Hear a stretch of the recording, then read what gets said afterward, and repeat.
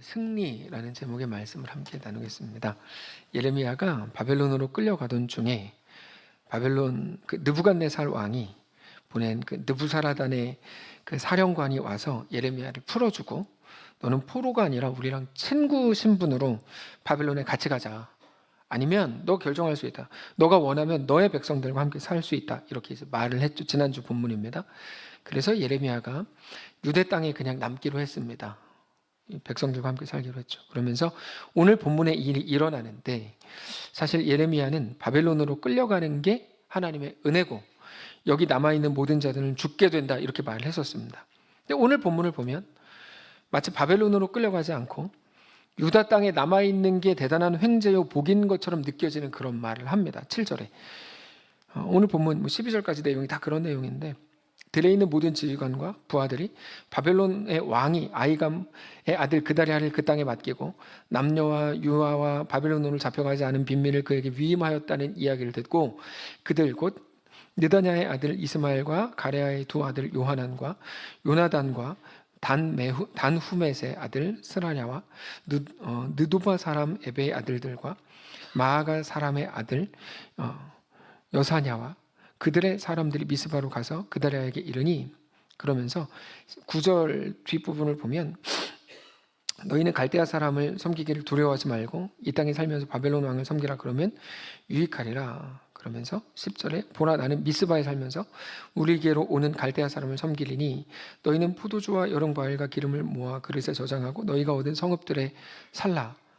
그러면서 11절 모압과 암몬 자손 중과 에돔과 모든 지방에 있는 유다 사람도 바벨론의 왕이 유다에 사람을 남겨둔 것과 사반의 손자 아이감의 아들 그다리아를 그들을 위하여 세웠다 함을 듣고, 그 모든 유다 사람이 쫓겨났던 각처에서 돌아와 유다 땅 미스바에 사는 그다리아에게 이르러 포도주와 여름 과일을 심히 많이 모았다. 그들이 마치 들떠 있는 것처럼 느껴집니다. 이 본문이 바벨론으로 안 끌려가고 고향에 남아있다는 것도 너무 좋았을 거고, 순간적으로 거기에 자기들을 괴롭히던 왕과 모든 권력자들과 부자들을 떠난 자리에서 우리가 산다 생각하니까 좋았던 것으로 보입니다. 죽었다 살아난 것처럼 느껴졌겠죠. 근데 그들의 기대는 사실 한 사람에게 달려있는 기대였어요. 무슨 말이냐면 바벨론 왕인 느부갓네살이 모든 권력을 위임해 준 게 아이감의 아들 그다리아거든요. 그 사람에 따라서 다 달라지는, 어떻게 보면 헛된 기대죠.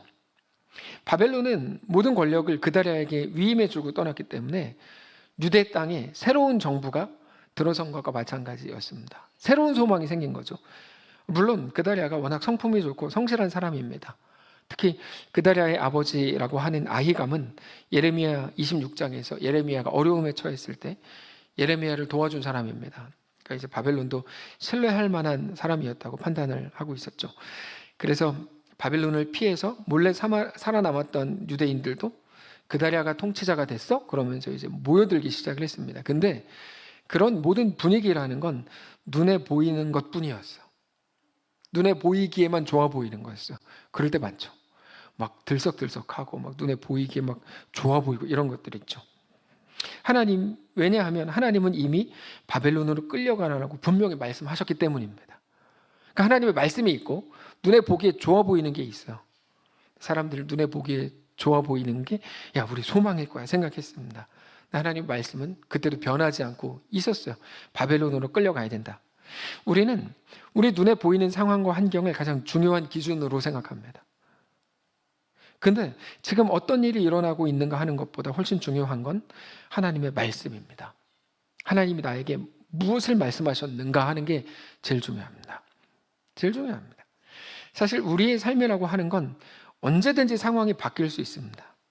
우리가 매일같이 경험하는 것처럼 우리 삶에는 상상할 수 없는 변수들이 다 놓여져 있습니다. 지금 이것만 되면 다 되고 막 이렇게 새는데 그렇지 않습니다. 상상할 수 없는 변수들로 놓여져 있다는 말은 우리가 오늘 만족하고 기분이 좋았다고 해서, 나에게 오늘 유익한 하루였다고 해서 그게 우리 삶을 영원히 이끌어갈 수도 없고, 반대로 당장 우리 앞에 있는 일이 그렇게 기분 나쁘고 막 서운하고 억울하다고 해도 그게 우리 삶에 대한 하나님의 규정일 수 없다는 말입니다. 절대 지금과 같이 영원히 가진 않습니다. 그러면 뭔가 우리의 삶은 오직 하나님의 말씀에 의해 결정되고 움직여집니다. 하나님의 사람들에게는 반드시 그렇습니다. 우리에게 바로 그 믿음이 있어야 됩니다. 그 믿음. 하나님이 우리에게 요구하시는 믿음이 바로 그겁니다. 상황이 아니라 하나님의 말씀을 붙들라. 성경은 의인과 악인을 구분하는데 어떻게 구분하냐면 악인은 바람에 나는 겨와 같다고 말하죠. 그리고 의인은 시냇가에 심기운 뿌리 깊은 나무와 같다고 말합니다. 사실 바람에 나는 겨는 세상이 정말 좋아할 만한 타입입니다. 빠릿빠릿하고 자기 이익이나 손해에 대해서 눈치가 빠릅니다. 반대로 의인은 시냇가에 심은 뿌리 깊은 나무와 같아서 멍청해 보이고 합리적이지 않아 보입니다. 그러나 그럴 때 있지 않으세요? 부모님, 여기 계신 부모님들 자녀들에게 믿음이라는 걸 얘기할 때 자식들이 막 답답해하지 않나요? 뭐 언제까지 그래요? 분명히 그런 부모님들이 계실 텐데 그거는 훌륭한 부모님들이세요. 아까 만약에 했던 그 고백, 선배들이 했던 고백, 하나님 함께 하실 거야. 그러면 아마 똑똑하다고 스스로 생각하는 자식들은 막 거기다가 대고 막 얘기할 거예요. 엄마 아빠가 뭐 몰라서 그래, 시대가 뭐 어떤 막 얘기할 거예요. 근데 사실은 그게 하나님 보실 때는 그게 의인들이다, 이런 거죠. 멍청해 보이고 합리적이지 않아 보이는데 하나님은 의인이라 그런다. 그래서 모든 사람들이 위기의 순간이 되면 자기 살 길을 찾아가지만 의인은 믿음으로 말미암아 그 환난 속을 넉넉히 살아간다, 그 말씀하시는 거죠. 신자는 보이는 것으로 행하지 않고 믿음으로 행하는 사람이다. 고린도후서 5장 7절이죠. 2부 때 잠깐 말씀을 드렸지만 세상은 남녀로 구분하고 동양인과 서양인으로 구분합니다. 우리나라는 좌와 우로 구분합니다. 아주 멍청한 짓, 이렇게까지 얘기해 죄송한데 아주 못난 짓입니다. 저 우리나라를 좌와 우로 구분하고 뭐 좌가 우 공격하고 우가, 죄송합니다, 여기 있는 상당수가 그러시겠지만 아주 멍청한 짓입니다. 왜 그렇게 하죠?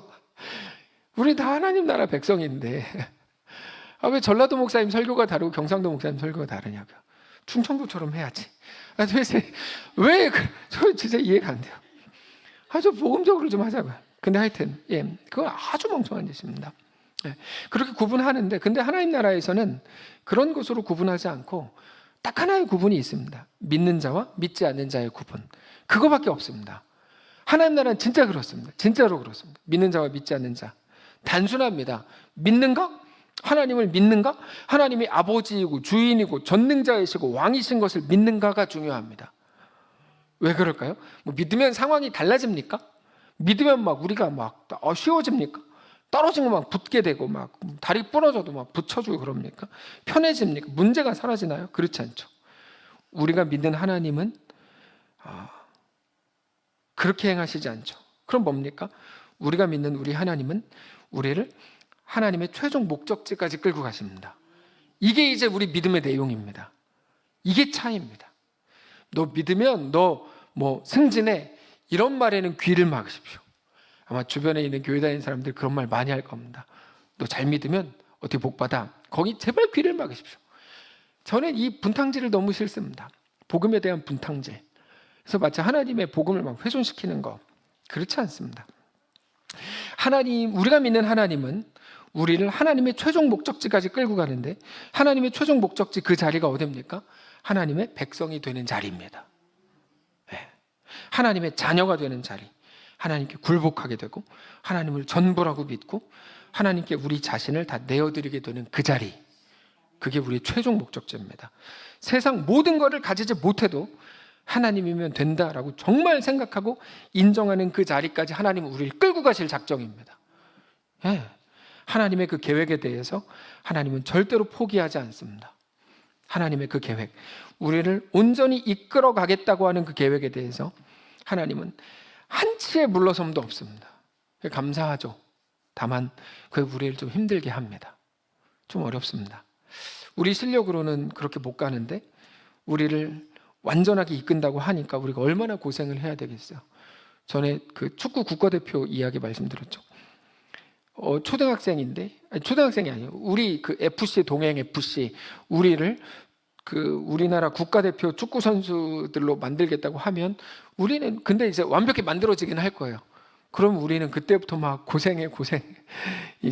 네, 얼마나 훈련을 많이 시키겠어요? 우리가 가는 길이 그런 길이어서 좀 어렵습니다. 어렵다는 건 힘들 거라는 말이죠.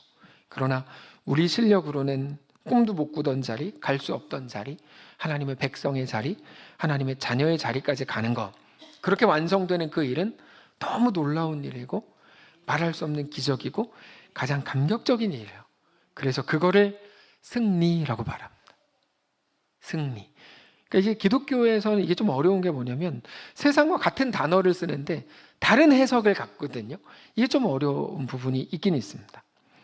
세상에서 말하는 승리는 상대방을 이기고 꺾어서 내 앞에 무릎 꿇게 하는 거지만 하나님 나라에서의 승리는 우리가 하나님의 백성이 되는 거고 정확히 말하면 하나님의 뜻이 이루어지는 겁니다. 하나님의 뜻이 하늘에서 이루어진 것처럼 이 땅, 우리 인생 속에서도 이루어지는 것. 오늘 우리가 사는 시대가 바로 그와 같습니다. 눈에 보이는 대로 반응하며 살기에는 여러분, 하나님이 우리에게 주신 말씀이 너무 선명합니다. 그래서 웃어서 죄송한데 헷갈릴 수가 없습니다. 진짜 헷갈릴 수가 없어요. 다시 우리가 눈에 보이는 대로 반응하며 살기에는 하나님이 우리에게 주신 말씀이 너무 선명해요. 헷갈릴 수가 없다니까요. 그렇게 졸 수는 있어요. 어차피 깨지 마세요. 다 끝났으니까 지금 깨면 억울해.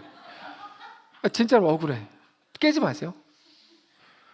이러면 꼭 깬다니까. 제가 실수했습니다.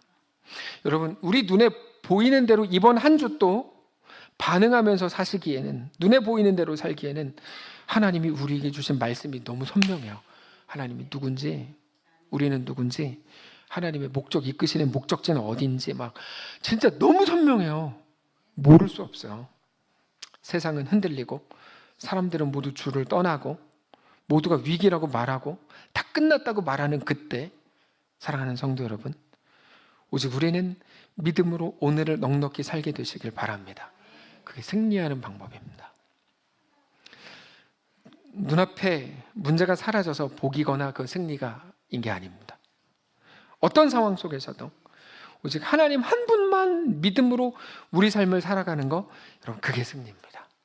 오전에 말씀드렸던 거, 내 원대로 하지 마시고 아버지의 뜻대로 되기를 원합니다라고 우리는 땀방울에서 피가 나도록 기도해야 됩니다. 그게 승리입니다. 그래서 찬송가의 고백처럼 내 거처가 초막인지 궁궐인지가 아니라 어디 있다고 해도 하나님과 함께하는 것이, 하나님 백성으로 살아가는 것이 우리의 유일한 기쁨이요 영광인 것을 깨닫는 우리 이번 한 주의 삶이시기를 바랍니다. 찬양합시다. 세상 흔들리고 사람들은 변해도 나는 주를 섬기리.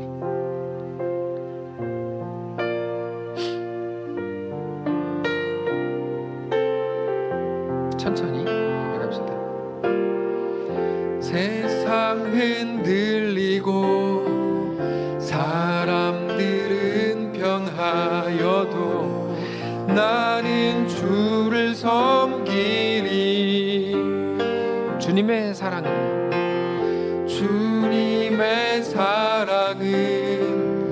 영원히 변하지 않네. 나는 주를 신뢰해. 믿음 흔들리고 사람들 주를 떠나도 나는 주를 섬기리. 주님의 나라는 영원히 쇠하지 않네. 나는 주를 신뢰해. 오직 믿음으로,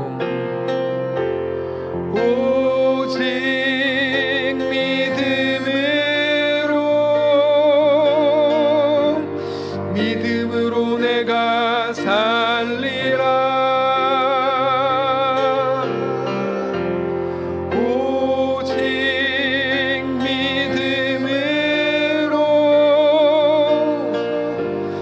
믿음으로 내가 살리라. 오직 의인은 오직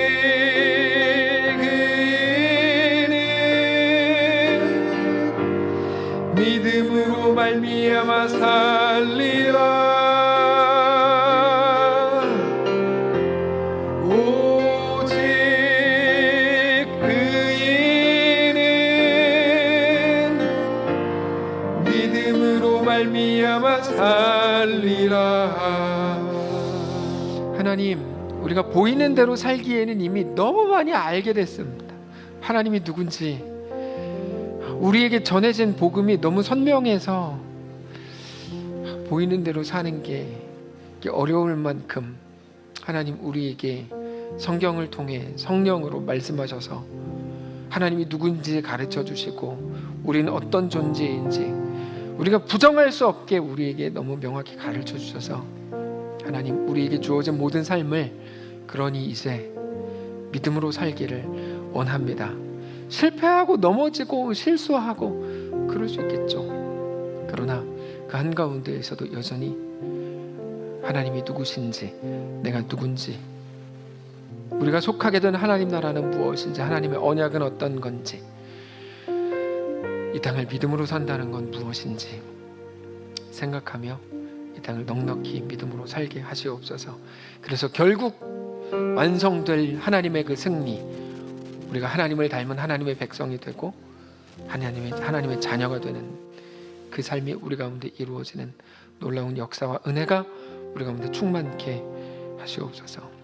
여전히 보이는 것이 전부라고 생각해서 거기서 흥분하고 거기서 열을 내고 거기에 모든 우리 에너지를 쏟았던 우리를 불쌍히 여기시고 이제 이 땅이 정말 잠깐 동안일 것, 화살을 쏘는 것처럼, 아니 총알이 날아가는 것처럼 아주 빠르게 지나갈 것을 인정하고 이 짧은 우리 인생을 하나님 앞에 온전히 내어드리는 거룩한 주의 백성들이 다 되게 하여 주시옵소서.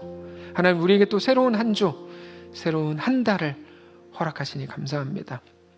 이 한 달 동안 제가 살아본 적 없는 멋진 삶을 살아보게 하시고 한 번도 해본 적 없는 믿음의 고백을 시작하게 하시고 그렇게 신자의 길, 성도의 넉넉한 삶을 사는 사랑하는 우리 모든 성도들이 되게 하여 주시옵소서. 사랑하는 우리 자녀들을 붙들어 주시고 그들이 어디 있든지 하나님의 놀라운 손 아래에 있음을 우리가 깨닫게 하시고 그들이 하나님을 두려워하게 하시고 하나님 앞에 서게 하시고 하나님을 사랑하게 하시고 하나님 앞에 충성된 자들로 서게 하시고 우리보다 더 멋있고 더 훌륭하고 더 뛰어난 신앙인들로 세워져서 그 아이들을 통해 수많은 사람들을 주께로 돌아오게 하시고 그 아이들이 놀라운 하나님의 때를 맞이하는 거룩한 심령들 다 되게 하여 주시옵소서. 우리 주인 되신 살아계신 우리 주 예수님의 이름으로 기도합니다.